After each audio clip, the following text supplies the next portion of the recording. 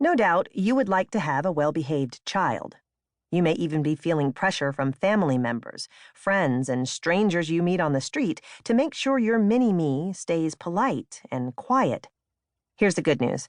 You can have a well-behaved child. The bad news, you can't have one all of the time.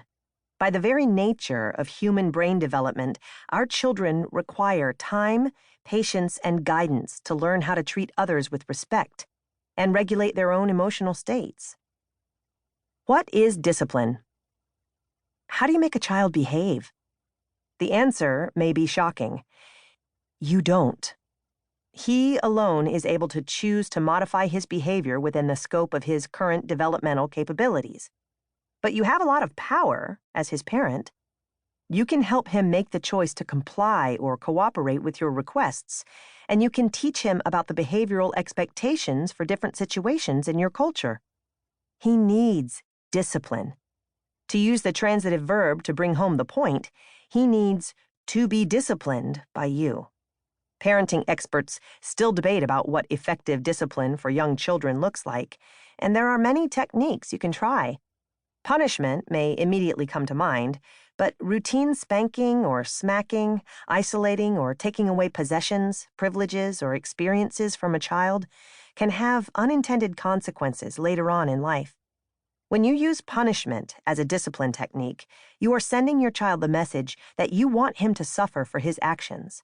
In his subconscious, he is making the connection that your love is equal to your approval.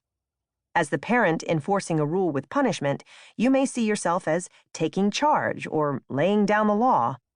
What you might not see is that underneath his compliance, he is choosing to change his behavior because he is afraid of being hurt or abandoned. Many adults who were punished severely as children struggle with higher levels of stress that can lead to excessive guilt, anxiety, or depression. Others struggle to maintain healthy, trusting relationships with others. In contrast, the reasonable use of consequences, which may involve removing your child from an unsafe or problematic situation, does not have the same impact. Setting limits on unsafe or inappropriate behavior leads to positive results.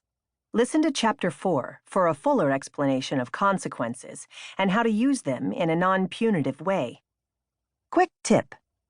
It can be emotionally difficult for us to disagree with the way our own parents raised us. Rejecting the use of a discipline technique does not devalue the worth of a relationship or negate the positive contributions of a person. Since your parenting journey involves a good bit of self-reflection, I invite you to acknowledge any uncomfortable feelings and keep an open mind as you read the suggestions provided here. When looking for positive alternatives to punishment, parents often turn to using rewards and praise to encourage respectful behavior.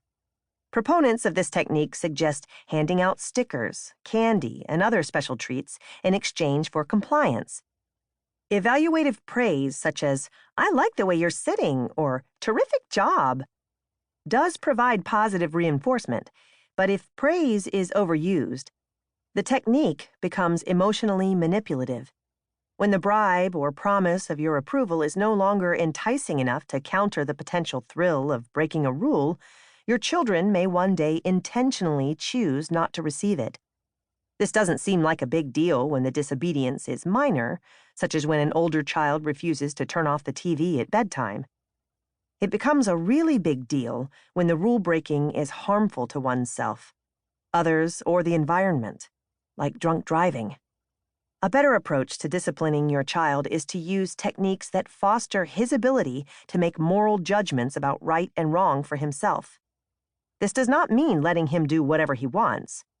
While he is a toddler, you are the one responsible for making any major decisions that you feel are in his best interest. To keep listening to this audiobook, I've left you a link in the description so you can do it, at no cost thanks to Audible's 30-day free trial.